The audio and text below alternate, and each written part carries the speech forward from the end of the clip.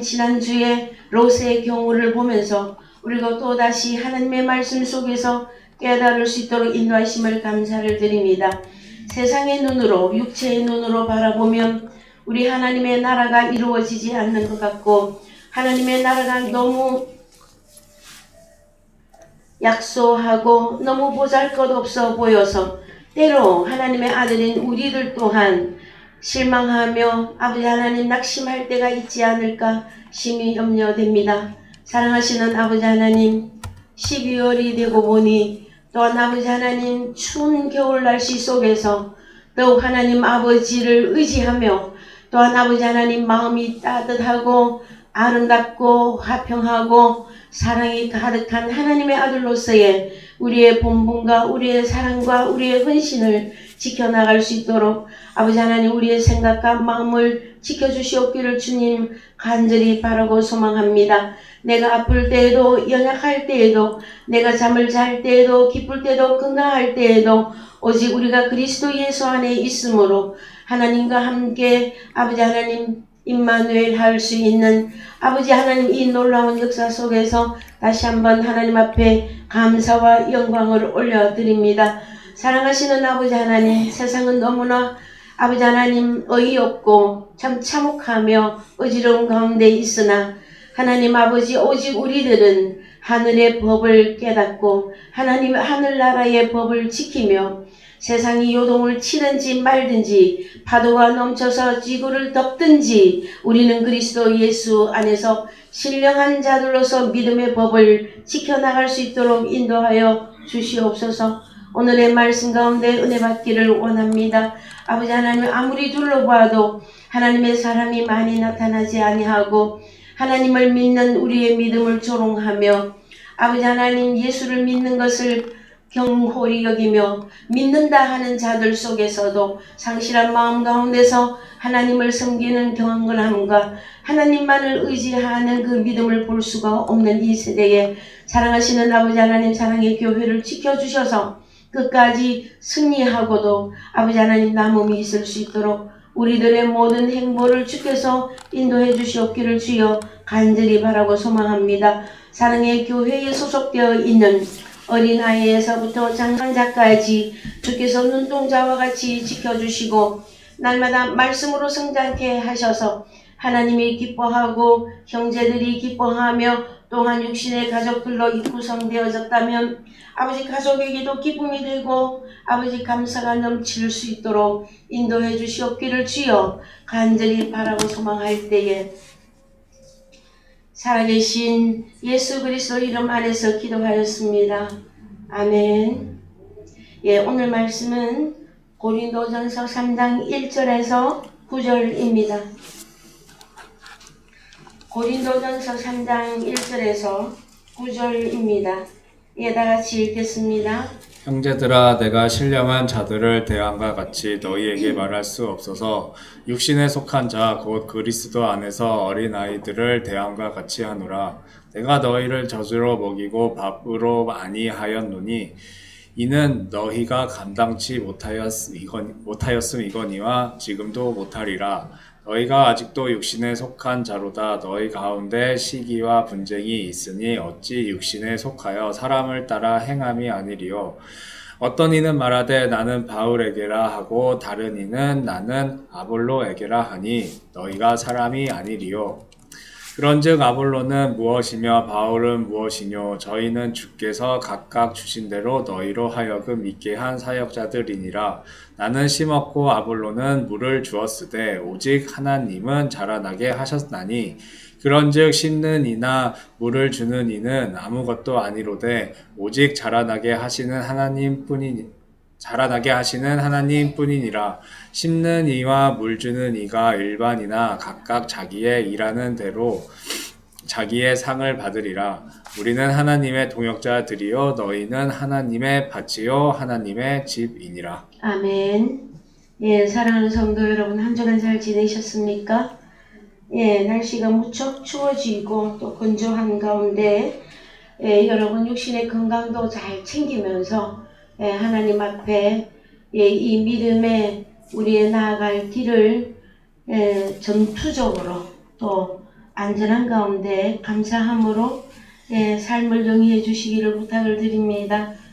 여러분 세상이 너무 시끄럽죠?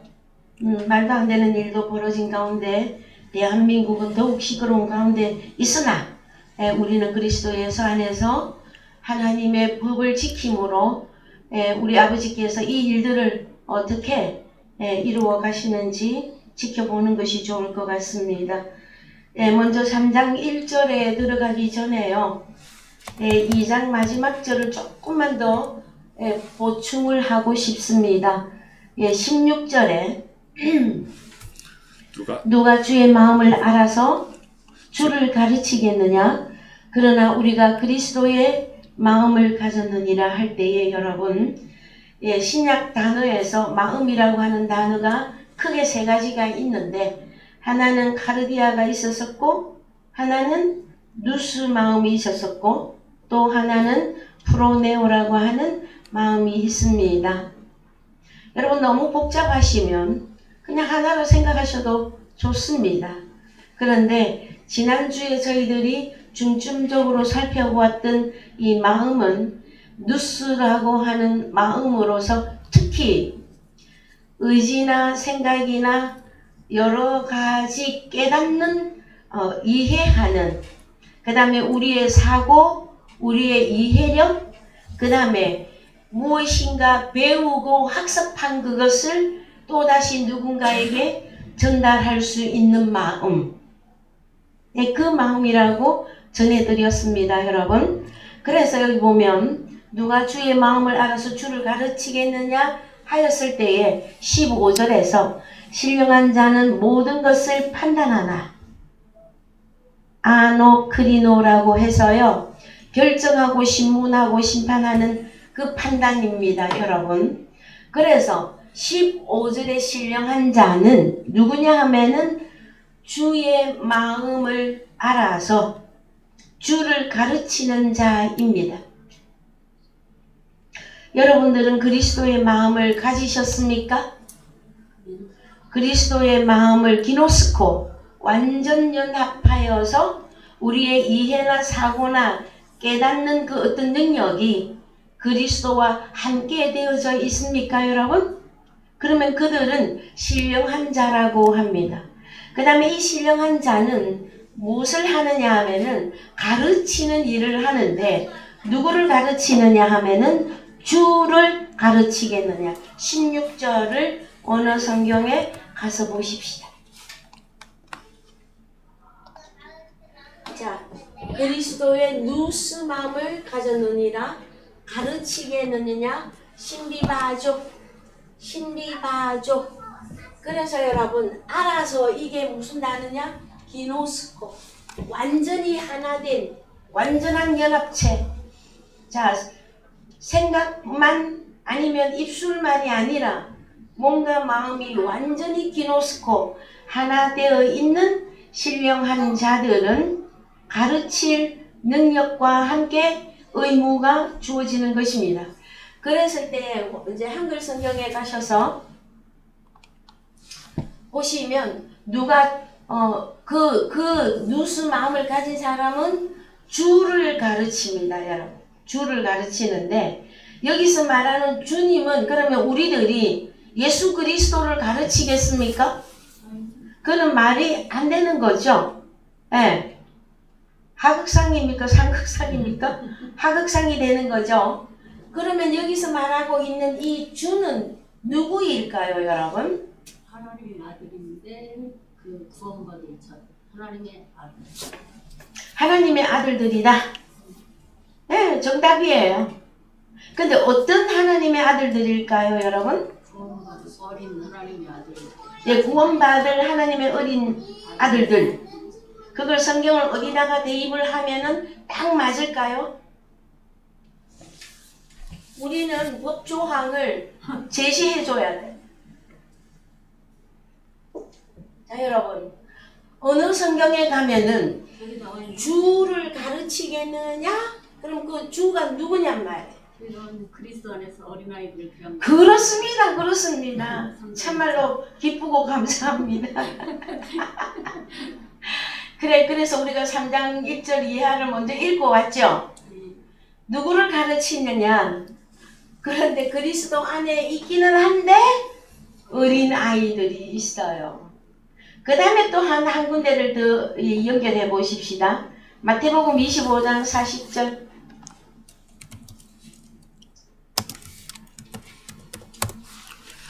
임금이 대답하여 가라사대 내가 진실로 너희에게 이르노니 너희가 여기 내 형제 중에 지극히 작은 자 하나에게 한 것이 곧 내게 한 것이니라 하고 하시고. 그렇죠. 그러면 형제에게. 형제들이 지극히 작은. 그러면 마태복음 25장에서는 형제에게 무엇을 했을까요, 여러분? 그래서 이제 아니, 예. 자, 조금 더. 자, 34절부터. 예, 33절부터 보십시다. 예, 열었으니까. 양은 그 오른편에, 염소는 왼편에 두리라. 34절 읽어보세요. 그때 임금이 그 오른편에 있는 자들에게 이르시되 내 아버지께 복받을 자들이여 나와 창세로부터 너희를 위하여 예비된 나라를 상속하라. 내가 줄일 때에 너희가 먹을 것을 주었고 목마를 때에 마시게 하였고 나그네 되었을 때에 영접하였고 벗었을 때에 옷을 입혔고 병들었을 때에 돌아보았고 옥에 갇혔을 때에 와서 보았느니라. 이에 의인들이 대답하여 가로되 주여 우리가 어느 때에 주의 줄이신 것을 보고 공개하였으며 주의 줄이신 것이죠. 공개하였으며 목마르신 것을 보고 마시게 하였나이까. 어느 때에 나그네 되신 것을 보고 영접하였으며 벗으신 것을 보고 옷 입혔나이까. 어느 때에 병드신 것이나 옥에 갇히신 것을 보고 가서 배웠나이까 하리니 임금이 대답하여 가라사대 내가 진실로 너희에게 이르노니 너희가 여기 내 형제 중에 지극히 작은 자 하나에게 한 것이 곧 내게 한 것이니라 하시고. 그렇습니다, 여러분. 예, 신령한 자들은 이제 주의 그 뉴스, 사고나 생각이나 배운 것이나 그런데 그거를 다 종합을 하면 하나님의 영을 영접하고 주님과 하나 되어져서 신령한 자들이 된 것을 보고 그리스도의 마음을 가졌다 해준단 말이에요. 그랬을 때 그리스도의 마음을 가진 자들은 또 누구를? 주를 가르치는데 그 주가 누구냐? 예수님을 가르치는 것이 아니라 그리스도 예수 안에 있으나 아직은 너무 어려서 하나님의 일을 제대로 할 수 없는 그 형제들인데 그 형제들은 지극히 적은 자 한 사람인데 그들이 곧 주님이라고 말씀하고 계십니다, 여러분. 우리가 주님을 사랑합니다. 주님을 섬깁니다. 다 모든 기독교인들은 그렇게 얘기합니다, 여러분. 그런데 형제에게 하지 아니한 것은 주님에게 하지 아니한 것이에요. 이해가 되셨습니까?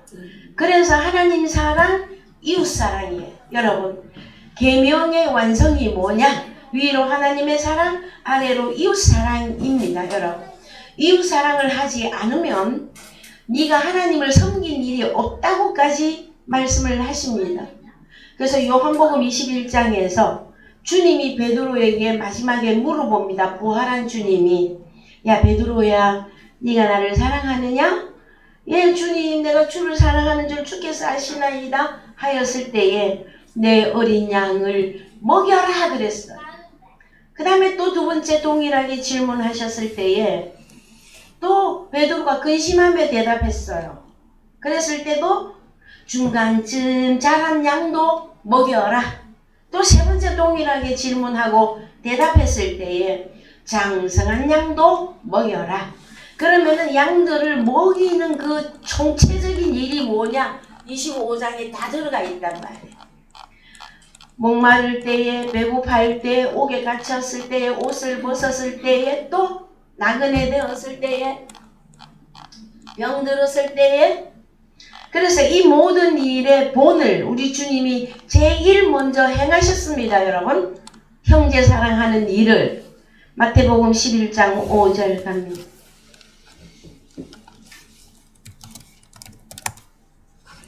소경이 보며 앉은뱅이가 걸으며 문둥이가 깨끗함을 귀머거리가 들으며 죽은 자가 살아나며 가난한 자에게 복음이 전파된다 하라. 네, 주님이 우리를 형제들을 사랑함으로, 그래서 우리 주님은 형제를 사랑하기에 어디까지 가셨다?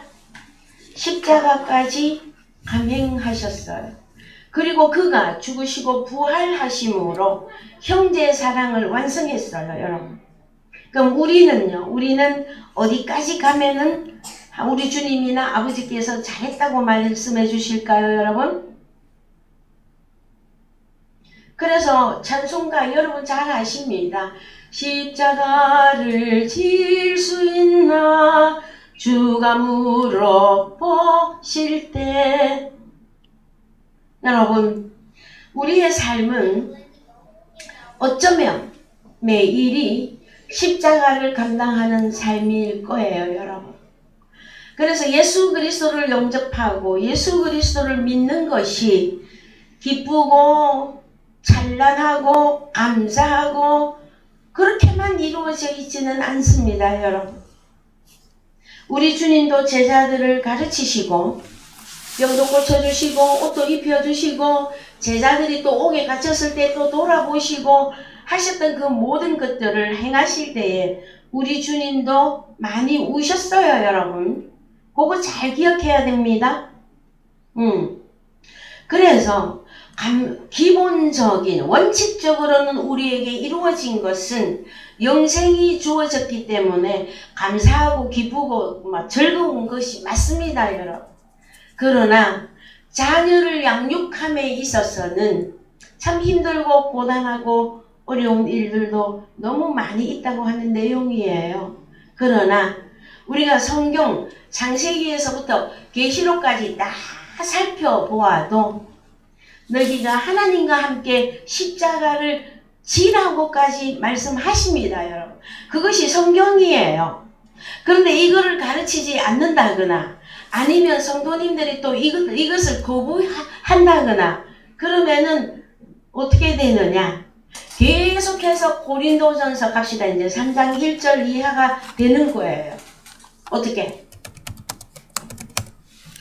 형제들아, 내가 신령한 자들을 대왕과 같이 너희에게 말할 수 없어서 육신에 속한 자 곧 그리스도 안에서 어린아이들을 대왕과 같이 하노라. 그래요. 계속해서 어린아이로밖에는 살 수가 없습니다, 여러분. 그래서 어린아이로 계속 남아있으면 여러분 그것은 부모의 근심이 되어집니다. 우리 하나님 아버지가 근심하시게 된단 말이에요, 여러분. 그랬을 때에 먼저 사도 바울은 신령한 자로서 그 다음에 이 신령한 자는 가르치는 자죠. 가르치는 자는 다른 말로 사도다, 사역자다, 목회자다, 뭐 이런 등등 다른 단어들이 있으나 주로 선생이라 그러죠. 선생. 그래서 선생으로서 이제 신령한 자로서 선생으로서 이제 고린도 교인들을 다시 가르칩니다. 뭐라고? 얘들아, 너희가 그리스도 안에서 아직도 어린아이들이구나. 어린아이는 여러분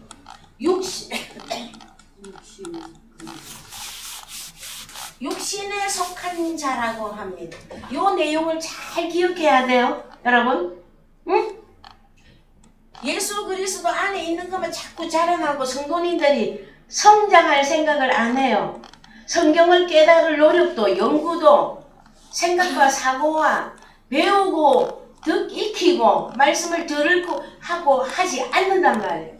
그랬을 때에 그리스도 안에 있으나 어린아이가 있단 말이에요. 어린아이. 이는 어린아이는 육신에 속한 자라고 성경은 선포를 하고 있어요. 그러면 자라도 되고 안 자라도 되고 나는 무조건만 예수 무조건 믿으니까 나는 천국 가 무조건 내가 갈 거야 한다고 성경이 이루어질 것 같습니까, 여러분? 그래서 저희들이 전하는 복음은 단단한 말씀이에요. 네가 살아남을 것이냐? 육신으로 도태될 것이냐? 이거예요. 그랬을 때에 자 그러면 먼저 성경이 말하고 있는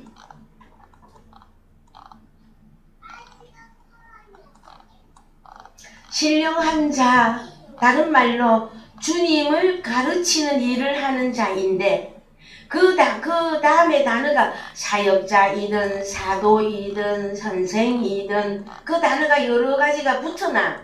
자, 먼저 선생부터 조금 살펴보십시다. 성경에서는 어린아이의 선생이 있고요. 그 다음에 그리스도 안에서 신령한 자로서의 선생이 있습니다. 선생을 나누셔야 돼요. 선생을 나누면 장성한, 그러니까 온전한 선생이 있고 어린아이 선생이 있는데 이 어린아이도 여러분 나누어야 됩니다. 어떻게? 완전히 그리스도 밖에, 예수 그리스도 밖에 있는 어린아이가 있고요. 자, 1. 그리스도 안에 있는데 어린아이가 있고 완전히 그리스도 밖에 있는 또 어린아이들이 있어요, 여러분. 근데 사람들이 성경을 잘 모르므로 아유, 우리 주님이 어린아이들이 내게 오는 것을 금하지 말라 하셨다. 내가 어린아이라도 무조건 천국에 들어갈 수 있다. 이렇게 말하시는 분들이 굉장히 많아요. 근데 한 가지만 알고 두 개, 세 개를 모르는 것이단 말이에요. 그랬을 때에 자, 온전한 선생은 사도 바울과 같이 신령한 자입니다. 그래서 하나님의 그 성령의 일에 대해서 완전히 열어서 알려줄 수 있는 선생이냐, 아니면 부분적으로 가르치고 부분적으로 가르치는 선생으로서 어린아이의 또 선생으로 일할 것인가, 요거를 크게 나누셔야만 됩니다. 그래서 먼저 마태복음 10장 25절 갑니다.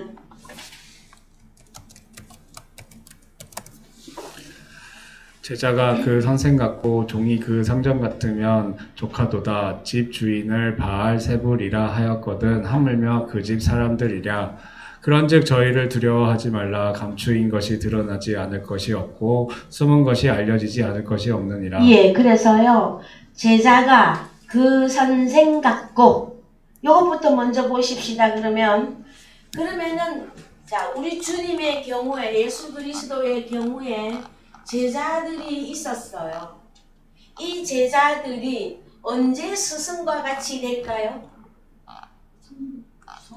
제자들이 공간복음, 특히 마태, 마가, 누가복음 속에서의 제자들은 어떨 때는 귀신을 내쫓고 나가서 둘둘 짝지어서 복음을 전파하러 나가서 여러 가지 병도 고치고 기적적인 일들이 있었으나 못할 때도 되게 많았어. 못할 때도. 그런데 이 제자들이 성장해서 예수 그리스도와 같이 되는 때가 옵니다, 여러분. 그때가 언제냐? 목숨까지도 바치고 싸움터로 나가세 하는 찬양이 있죠. 제자들이 요 공간복음 때는 목숨이 두려워서, 죽을까 두려워서 주님을 온전히 따라갈 수가 없었어요. 근데 언제 되면 사도행전에 가서 보시면 2장 4절 이하에서 거룩한 영이 제자들에게 임하고 난 뒤에는 어떻게? 그 찬양처럼 목숨까지도 바치고 싸움터로 나가세, 그렇게 되었단 말이에요. 이해되셨죠? 그래서 제자라고 다 제자는 아니야. 제자 중에 12이었는데 여기서 또 하나를 뺐어. 가룟 유다.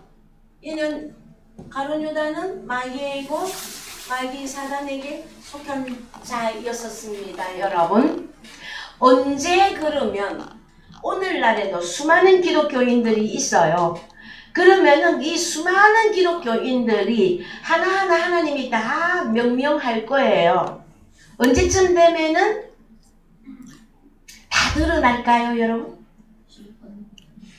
언제쯤 되면은 너는 예수 잘 믿는 줄 알았는데 끝장을 보니 너는 사람 마귀에게 속했네. 요 때가 온단 말이에요. 언제입니까 여러분? 이때가? 마태복음 13장 갑시다. 참 하나님의 말씀은요, 기존적인 말씀을 다 해놓으셨어요. 우리가 몰라서 그렇지. 마태복음 13장에 몇 절에 가시느냐 하면은, 자, 몇 절이냐면은요, 24절. 예수께서 그들 앞에 또 비유를 베풀어 가라사대 천국은 좋은 씨를 제 밭에 뿌리는 사람과 같으니 사람들이 잘 때에 그 원수가 와서 곡식 가운데 가라지를 덧뿌리고 갔더니 싹이 나고 결실할 때에 가라지도 보이거늘 집 주인의 종들이 와서 말하되 주여 밭에 좋은 씨를 심지 아니하였나이까. 그러면 가라지가 어디서 생겼나이까. 주인이 가로되 원수가 이렇게 하였구나. 종들이 말하되 그러면 우리가 가서 이것을 뽑기를 원하시나이까. 주인이 가로되 가만두어라. 가라지를 뽑다가 곡식까지 뽑을까 염려하노라. 둘 다 추수 때까지 함께 자라게 두어라. 추수 때에 내가 추수꾼들에게 말하기를 가라지는 먼저 거두어 불사르게 단으로 묶고 곡식은 모아 내 곳간에 넣으라 하리라. 그렇습니다. 그럼 언제 나타납니까? 추수 때. 추수 때. 그러면은 언제까지 자라게 두어라? 자, 싹이 나고 결실할 때에 가라지도 보이거든. 마지막에 가야 결판이 나요, 여러분. 그러면 교회 안에서 어린아이 과정, 중간 양쯤 자란 과정, 그 다음에 장성한 양으로서의 그 과정이 이렇게 크게 3단계로 있다고 합시다. 할 때에 언제 가면 완전히 드러난다? 다 컸다고 할 때. 그래서 이 추수 때에 알고 가라지. 그런데 원칙적으로 이 가라지를 먼저 묶습니다. 자, 누구를 보내갖고? 추수꾼을 보내서 가라지를 먼저 갈라내는 일을 합니다, 여러분. 그래서 가룟 유다가 마지막에 주님의 품을 다 떠날 때까지 그들은요, 그 가룟 유다가 주님의 제자 속에 있으면서 그러면은 많이 큰 거죠. 제자 대열에 들어간 가룟 유다였잖아요. 근데 언제 가서 그냥 완전히 자기의 본색이 다 드러납니까, 여러분? 주님이 십자가로 간다고 하니까. 그러면은 가룟 유다는 평소에 주님을 왜 따라다녔을까요? 자신이 생각하는 만사 형통의 어떤 기준이 하나님 나라의 기준이 아니었었어요. 아, 주님을 따라다니다 보니까 기적도 많은 표적과 기적과 너무나 오병이어의 역사와 막 굶지는 않겠네. 내지는 또 우리 주님이 임금이 되시면 가룟 유다가 무엇을 차지할 것 같았습니까? 그 똑똑했던 가룟 유다가 막 자의정, 우의정 이렇게 표현하는 게 여러분 제일 빨리 이해하기 쉽죠? 그런 기준으로 주님을 계속 따라다녔는데 막판에 주님이 얘들아 나는 십자가로 가야 한다 할 때 모든 제자들이 사실은 다 떠났어요. 그랬는데 베드로는 떠났으나 다시 회개하고 엎드리고 울었죠. 닭이 3번 울 때에. 근데 가룟 유다는요. 어디로 가버렸어? 바리새인과 서기관들과 대제사장들과 그 다음에 로마에게까지 가서 주님을 팔아버렸잖아요, 여러분. 그 완전한 배신이죠. 거기서 결말이 나는 거예요. 여러분들은 현재 주님과 함께 우리가 살아가고 있습니다. 그래서 그 사람의 마지막을 보면 답이 딱 나오게 되어 있어요. 네가 그렇게 예수를 잘 믿는다고 정말 주님밖에는 없다고 하다가 그 시험에 들어갈 만한 일이 딱 나타나면은요 바로 검증되게끔 되어져 있습니다. 가룟유다처럼. 자, 그래서 중요한 사실 오늘은 제자가 그 선생 같고 종이 그 상정 같으면 족하도다.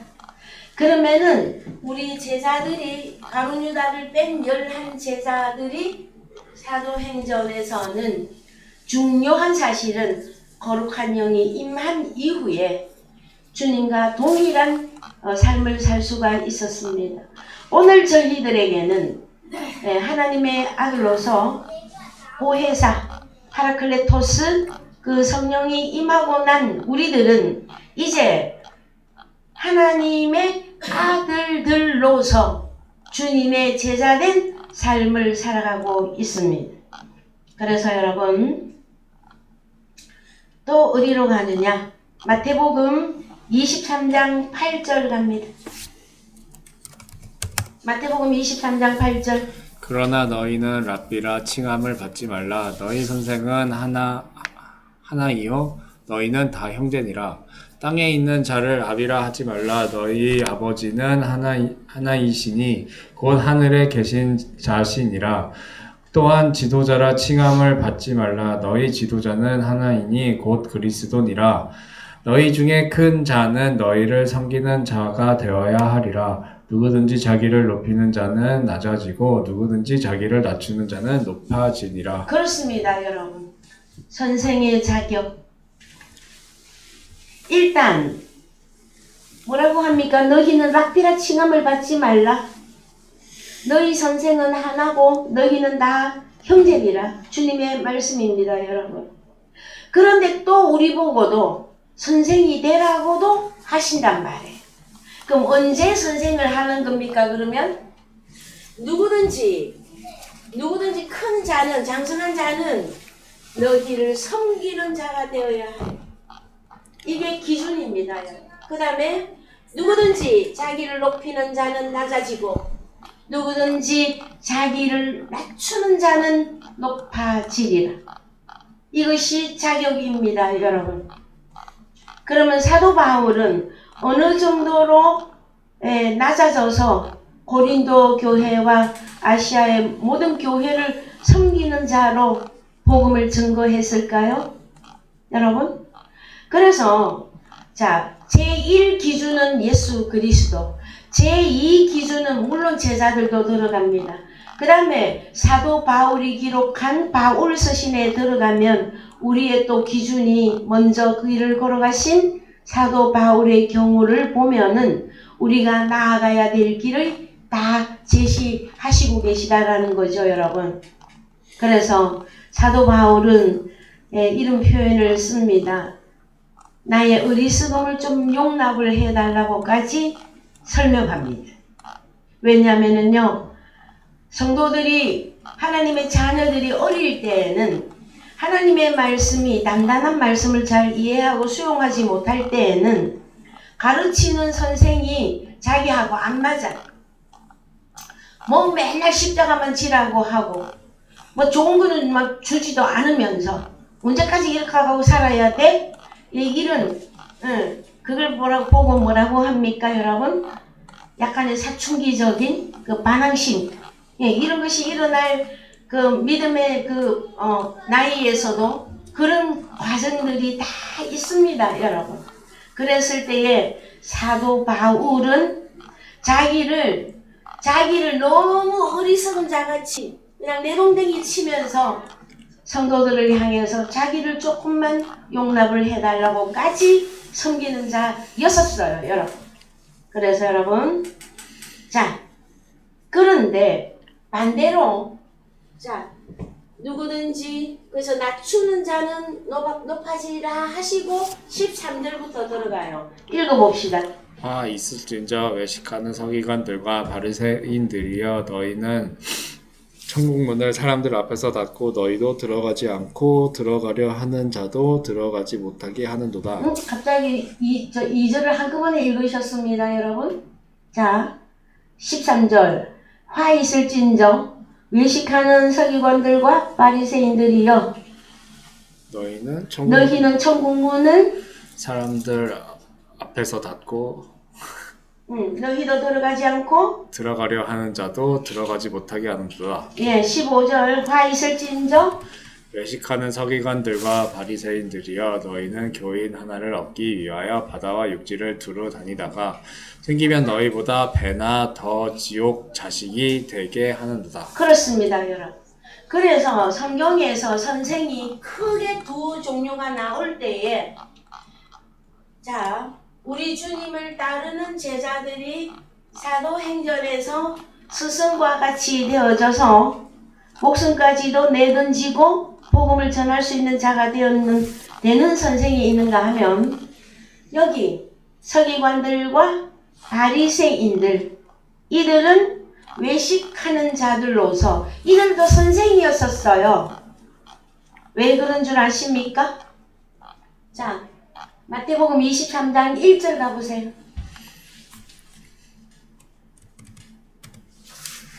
이에 예수께서 무리와 제자들에게 말씀하여 가라사대 서기관들과 바리새인들이 모세의 자리에 앉았으니 그러므로 무엇이든지 저희의 말하는 바는 행하고 지키되 저희의 하는 행위는 본받지 말라. 저희는 말만 하고 행치 아니하며. 그렇습니다. 그래서 외식하는 자들이라 하는 거예요, 여러분. 자, 여러분, 성경에서는 속과 끝이 똑같은 선생이 있고요. 속과 끝이. 그 다음에 속과 끝이 다른 선생이 있단 말이에요. 그 속과 끝이 다른 이들을 보고 외식하는 자들이라. 이 외식하는 자들의 대표 인물이 누구냐? 바리새인, 서기관 등등등 이렇게 나왔죠, 그죠? 그래서 바리새인 중에서 누구가 대표 인물이 있느냐 하면은 이 바리새인과 서기관들 중에 있다가 주님의 품으로 완전히 들어온 대표 인물이 있어요. 요한복음 3장에 그렇죠, 니고데모. 또 바울 서신이 적용되는 사도 바울. 사도 바울도 바리새파였었어요, 여러분. 그래서 자, 다 가보시다. 요한복음 3장 9절. 요한복음 3장 9절. 니고데모가 대답하여 가로되 어찌 이러한 일이 있을 수 있나이까. 예수께서 가라사대 너는 이스라엘의 선생으로서 이러한 일을 알지 못하느냐. 진실로 진실로 내게 이르노니 우리 아는 것을 말하고 본 것을 증거하노라. 그러나 너희가 우리 증거를 받지 아니하는도다. 내가 땅의 일을 말하여도 너희가 믿지 아니하거든. 하물며 하늘 일을 말하면 어떻게 믿겠느냐. 하늘에서 내려온 자 곧 인자 외에는 하늘에 올라간 자가 없느니라. 예, 그랬을 때에 니고데모는 이스라엘의 선생이었고 세상적인 나이도 많았어요. 그래서 연조가 깊은 사람이었었어요. 근데 무엇에 대해서 몰랐느냐? 요한복음 3장 2절 갑니다. 요한복음 3장 2절. 그가 밤에 예수께 와서 가로되 랍비여 우리가 당신은 하나님께로서 오신 선생인 줄 아나이다. 하나님이 함께 하시지 아니하시면 당신의 행하시는 이 표적을 아무라도 할 수 없으니이다. 예수께서 대답하여 가라사대 진실로 진실로 내게 이르노니 사람이 거듭나지 아니하면 하나님 나라를 볼 수 없느니라. 니고데모가 가로되 사람이 늙으면 어떻게 날 수 있었나이까. 두 번째 모태에 들어갔다가 날 수 있었나이까. 예수께서 대답하시되 진실로 진실로 내게 이르노니 사람이 물과 성령으로 나지 아니하면 하나님 나라로 들어갈 수 없느니라. 육으로 난 것은 육이요 성령으로 난 것은 영이니. 예. 그래서 여러분 요한복음 3장 기준에서 그러면 선생은 어떤 사람이 되어야 선생을 할 수 있는 것입니까? 자격, 요건. 그렇습니다. 거듭난 사건에 대하여 야, 니고데모야, 너는 이스라엘에 아주 연조가 깊은 선생이면서 어찌 이 일을 알지 못하느냐? 그러니까 뭐에 대해서 알아야 된다라는 거예요? 사람이 거듭나지 아니하면 안옷된 깃나오라고 그랬죠. 위로부터 다시 태어나는 일에 대해서 알아야만 됩니다. 그래야 하나님 나라를 볼 수 있는 이라예요. 그러면 선생은 누가 해야 되는 겁니까? 하나님의 나라를 보는 자가 하는 것입니다. 그 다음에 여기는 예수께서 대답하시되 진실로 진실로 내게 이르노니 사람이 물과 성령으로 태어나지 아니하면 하나님 나라에 들어갈 수 없느니라. 그러면은 물과 성령으로 태어나는 일이 무엇인지에 대해서 완전히 깨닫고 숙지하고 이걸 다른 사람들에게 전달할 수 있을 때 선생이다라는 거예요. 그걸 통틀어서 뭐라고 한다? 육으로 난 것은 육이다. 성령으로 태어난 것은 영이다. 그래서 여러분 고린도전서 2장에서 신령한 자는 누가 신령한 자였습니까? 하나님의 영을 카타, 람바노, 데코마이 영접해서 배우고 익히고 완전히 깨달은 5마디 말로 증거하는 것이 여러분 선생의 기준이다라는 것이에요.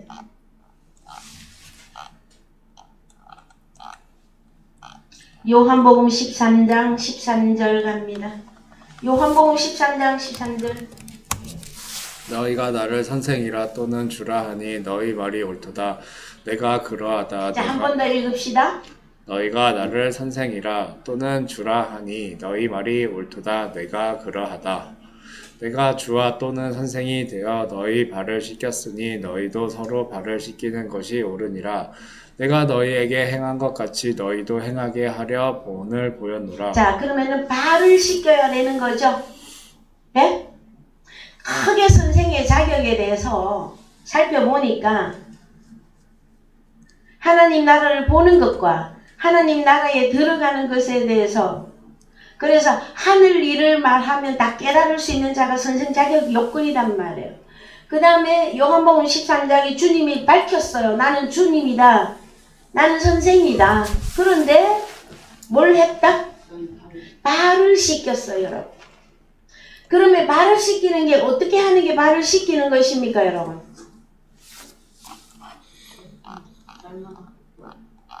왜 우리 주님은 제자들의 발을 씻겼을까요? 그런데 이거를 밑으로 쭉 읽으면 답이 다 나옵니다, 여러분. 요한복음 13장에서. 자, 그래서 15절 내가 너희에게 행한 것 같이 너희도 행하게 하려 하여 본을 보였노라.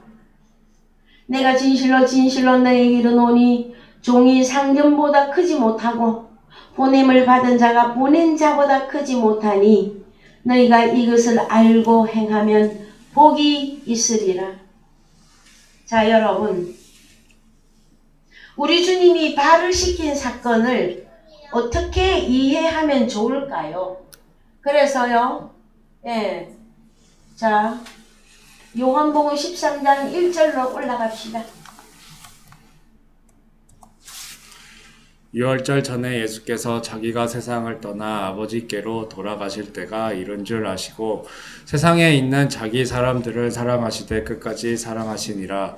마귀가 벌써 시몬의 아들 가롯 유다의 마음에 예수를 팔려는 생각을 넣었더니 저녁 먹는 중 예수는 아버지께서 모든 것을 자기 손에 맡기신 것과 또 자기가 하나님께로부터 오셨다가 하나님께로 돌아가실 것을 아시고 저녁 잡수시던 자리에서 일어나 겉옷을 벗고 수건을 가져다가 허리에 두르시고 마귀가 벌써 시몬의 아들 가롯 유다의 마음에 예수를 팔려는 돌아가실 것을 아시고 저녁 잡수시던 자리에서 일어나 겉옷을 벗고 수건을 가져다가 허리에 두르시고 5절 이에 대하에 물을 담아 제자들의 발을 씻기시고 그 들으신 수건으로 씻기기를 시작하여 네, 6절 쑥 올리세요. 6절 시몬 베드로에게 이르시니 가로되 주여 주께서 내 발을 씻기시나이까. 예수께서 대답하여 가라사대 나의 하는 것을 네가 이제는 알지 못하나 이후에는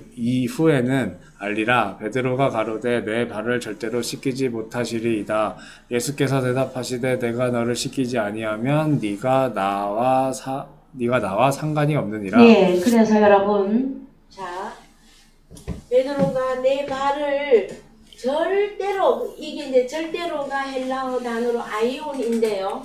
이 부분은 조금 남겨놓으시고 예수께서 대답하시되 내가 너를 씻기지 아니하면 내가 나와 상관이 없는 이래요. 상관이 없는 이래요. 8절을 원어로 갑니다. 뭐 어떻게 상관이 없는지 봅시다.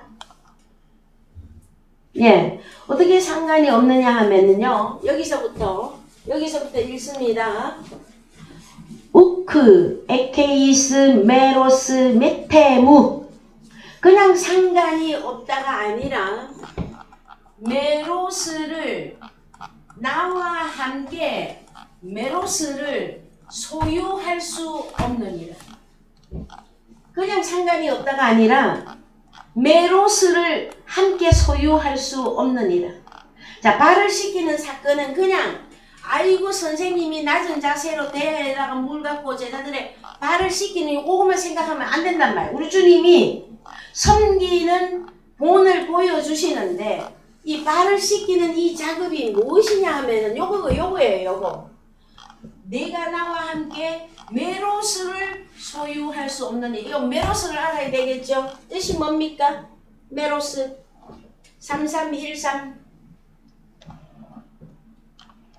분배, 나눔, 조각이고 몫이에요. 발을 씻겨주는 것은 여러분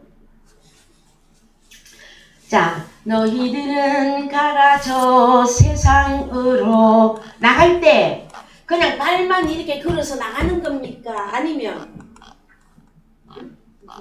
복음을 전하는 아름다운 발이요. 성경 어디에 나옵니까 여러분? 베드로입니까? 로마서입니까? 로마서 10장 갑시다. 10장 10절.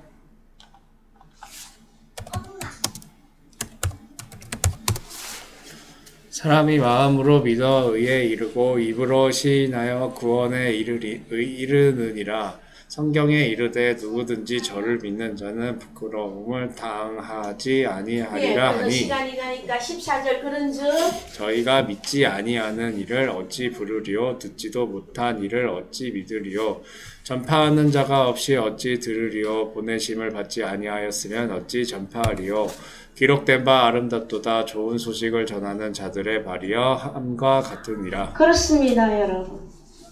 우리 주님이 발을 씻겨주는 것은 섬기는 좋은 예고 본을 보여주셨는데 그게 그냥 단순히 발만 씻기는 행위가 아니라 제자들을 어디까지 섬겼다라는 거예요? 네가 나와 함께 메로스 조각이든 몫이든 하나님의 나라를 네가 나와 함께 소유할 수 있도록 복음으로 계속 가르치고 양육해서 그 다음에 드디어 제자들이 말씀을 가지고 이제 어디까지? 너희들은 가라 저 세상으로 나갔다라는 거예요.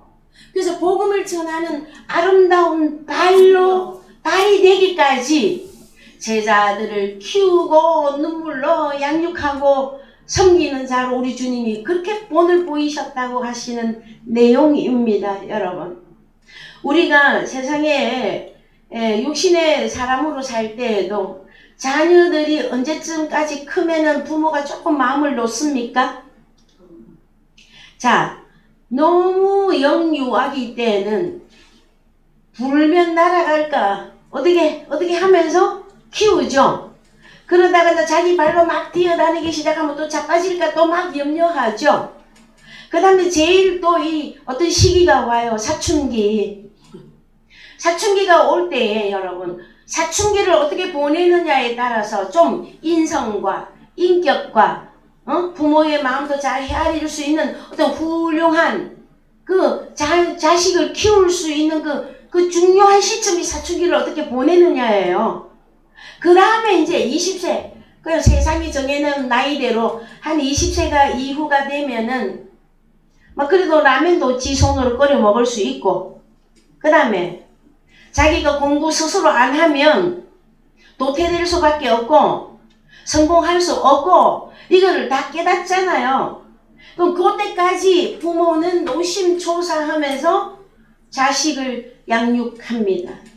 그래서 하나님 나라에서도 우리 주님이 제자들이 한참 클 때에 둘씩 짝지어서 너희들이 나가서 복음 전해봐라 할 때에 기적과 같은 일이 많이 벌어졌어도 우리 주님이 당신을 제자들에게 의탁을 안 했어요, 여러분. 언제 가면 우리 주님의 몸을 제자들에게 의탁할 수 있느냐? 부활하신 이후에 제자들이 완전히 우리 주님이 다시 살아나셨다 이거에 대한 확정과 확신과 사도행전 2장에서 거룩한 영이 임함으로 제자들이 선생의 신분이 완전히 회복되어져서 그때 되면은 이제 같이 일하는 동역자가 되어지는 것이에요. 디모데전서 1장 7절 갑니다.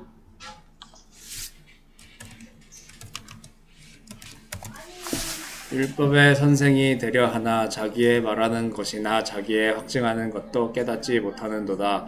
그러나 사람이 율법을 법 있게 쓰면 율법은 선한 것인 줄 우리는 아노라. 예. 알 것은 이것이 자, 선생이 되려 하는데 자기의 말하는 것이나 자기의 확증하는 것도 깨닫지 못하는 그 선생은 합당하다 하지 않다. 야고보서 3장 1절 갑니다. 제 형제들아 너희는 선생된 우리가 더 큰 심판 받을 줄 알고 선생이 되지 말라. 많이 선생이 되지 말라. 우리가 다 실수가 많으니 만일 말에 실수가 없는 자면 곧 온전한 사람이라 능히 온몸도 굴레 씌우리라. 예, 2절에 여러분, 자, 우리가 다 실수가 많으니 만일 말에 실수가 없는 자면 곧 온전한 사람이라. 어떤 말일까요, 여러분? 합시다. 2절을. 어떤 말입니까, 여러분? 로고스. 로고스 말씀. 하나님의 말씀에 대하여 실수가 없어야 온전한 자입니다, 여러분.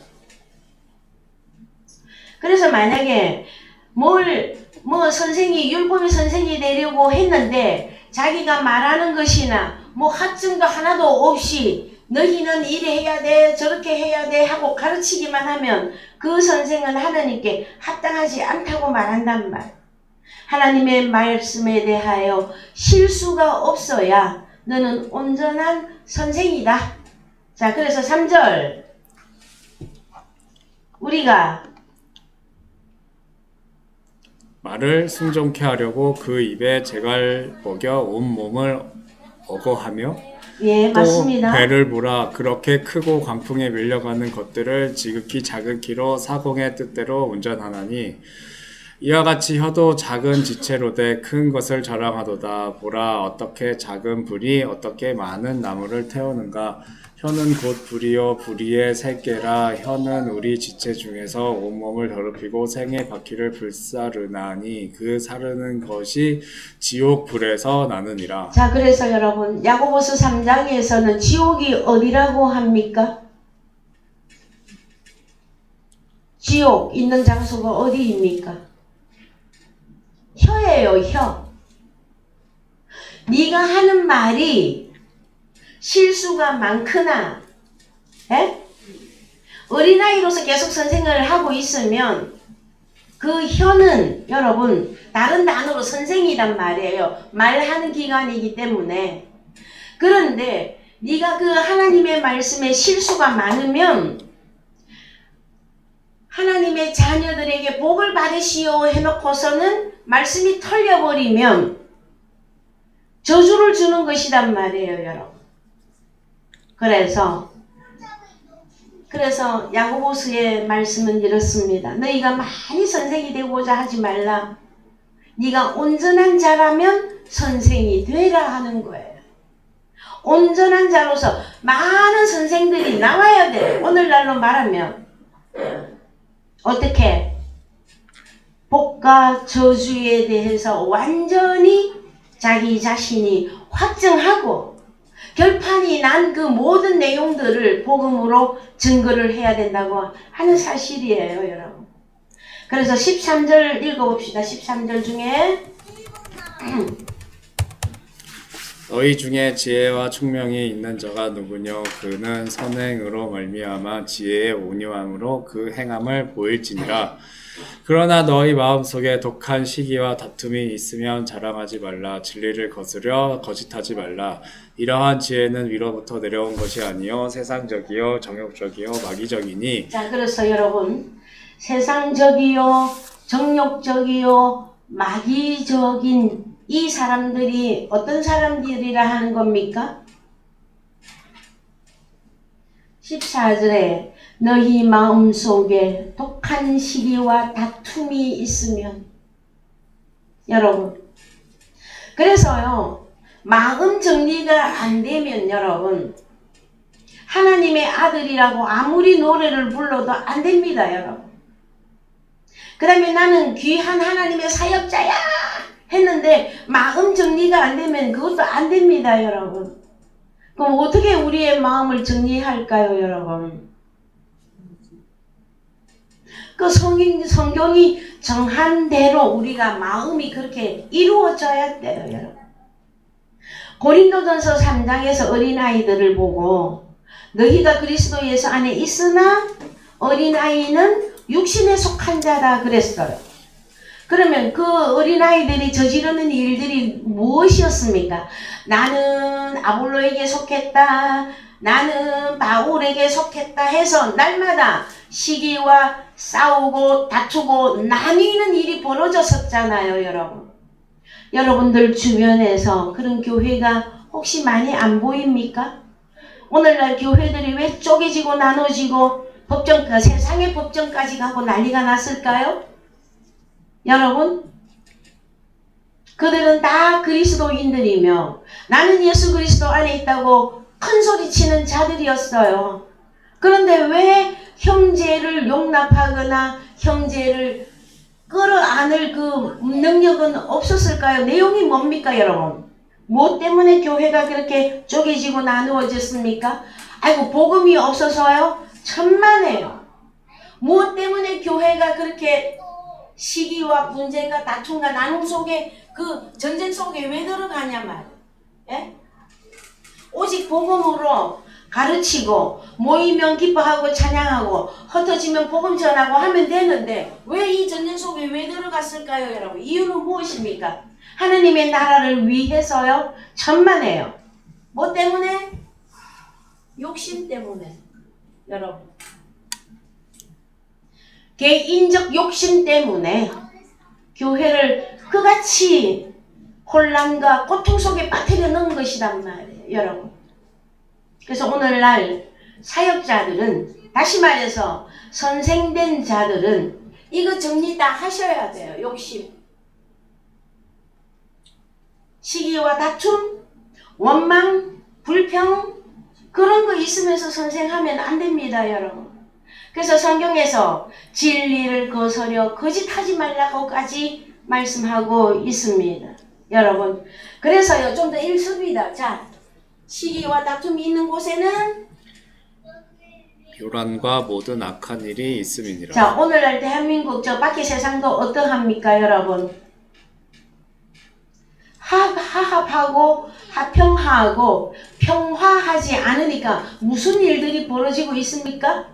그럼 교회 안에는요, 제가 다 말했어요. 이 욕심 때문에, 우월감 때문에 우리 주님처럼 성도를 겸손히 발을 씻겨주는 그 일만 하면 되는데 자기밖에는 아나무인이 어느 교회에든지 욕심이 목회자 속에 욕심 들어가서 아나무인 되면은 그는 교회를 10,000명이 모이든 50,000명이 모이든 여러분 소용없습니다. 하나님이 받지 아니하십니다.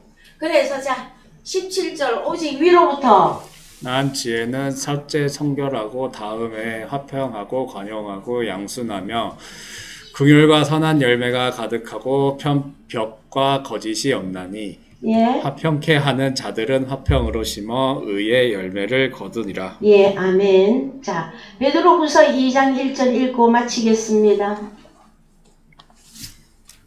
베드로후서 2장 1절. 그러나 민간에 또한 거짓 선지자들이 일어났었나니 이와 같이 너희 중에도 거짓 선생들이 있으리라. 저희는 멸망케 할 이단을 가만히 끌어들여 자신들을 사신 주를 부인하고 임박한 멸망을 스스로 취하는 자들이라. 예, 그래서 여기 베드로후서 2장 1절에는 완전 드러난 이단들, 적 그리스도. 그런데 그리스도 안에 있다고 하면서 어떤 사역자나 지도자들이 이 욕심 때문에 교회가 쪼개지고 나뉘어지는 일이 있다. 그럼 그거는 또 드러나지 아니한 이단이란 말이에요, 여러분. 요 사실을 여러분들께서 잘 이해하셔야만 되어질 것입니다. 고린도전서 3장 1절 다시 갑니다. 형제들아, 내가 신령한 자들을 대함과 같이 너희에게 말할 수 없어서 육신에 속한 자 곧 그리스도 안에서 어린 아이들을 대함과 같이 하노라. 내가 너희를 저주로 먹이고 밥으로 아니하였노니 이는 너희가 감당치 못하였음이거니와 지금도 못하리라. 예, 그래서요, 만약에 사역자가 신령한 자로서 마음도 그리스도의 마음으로, 그 다음에 섬기는 것도 우리 주님처럼 제자들의 발을 씻겨줄 수 있는 그 섬김의 자세로 일하고 있으면 이제 그 맡은 그 교인들에게 어린아이와 같은 자들을 다시 이제 해산하는 수고를 하는 거예요. 다시. 여러분, 한 6, 7살 돼서 밥을 잘 먹다가 갑자기 또 젖을 먹어야 되는 과정이면 베이비로 다시 내려간 거잖아요. 그래서 우리 주님이 아니면 사도 바울이 그러한 표현을 합니다. 너희가 왜 성령으로 행하다가 다시 육신으로 가서 어린아이가 되었느냐? 그래서 사도 바울도 내가 다시 해산하는 수고를 하노니 다시 나야 돼. 복음으로. 처음부터 차근차근 다시 또 가르침을 받고, 그래서 여러분 성장해야만이 우리는 신령한 자로서 하나님 나라에 넉넉하게 들어갈 수 있는 하나님의 아들의 면모를 여러분이 갖춰주시고, 아버지께 부족하면, 지혜가 부족하면 아버지께 후히 주시고 꾸짖지 아니하시는 하나님께 엎드리시기 바랍니다, 여러분. 예, 계속해서 고린도전서의 말씀이지만 이 말씀은, 저희들이 전하는 말씀은 간단하고 어려운 말씀들이에요. 왜? 우리의 마음을 낱낱이 다 분석하고 분별하고 아버지 앞에서 온전한 사람으로 세워져야 하기 때문에 그러합니다. 여러분, 양해해 주시고 인내해 주시고 말씀으로 승리해 주시기를 축원드립니다. 찬송가 302장입니다.